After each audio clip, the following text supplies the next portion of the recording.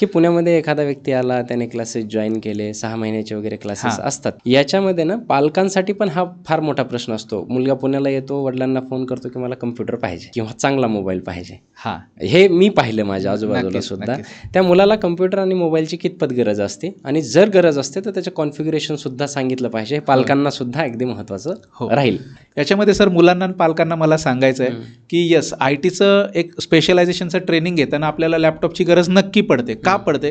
कारण क्लासमध्ये तुम्ही शिकाल, प्रॅक्टिकली शिकाल किंवा क्लासच्या मशीनवरती तुम्ही प्रॅक्टिसही कराल, पण IT मध्ये कन्सिस्टंट प्रॅक्टिस करणं गरजेचं आहे. घरी जाऊनही प्रॅक्टिस करणं गरजेचं आहे, जेणेकरून आपल्या इंटरव्ह्यूमध्ये लवकरात लवकर सिलेक्शन होतं.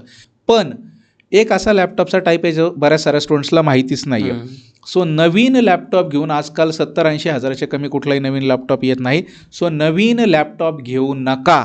मार्केटमध्ये रिफर्बिश लॅपटॉप्स जे कॉर्पोरेट कंपन्यांमध्ये रियूज झालेले असतात किंवा यूज झालेले असतात, त्याला रिफर्बिश व्यवस्थितपणे केलं जातं.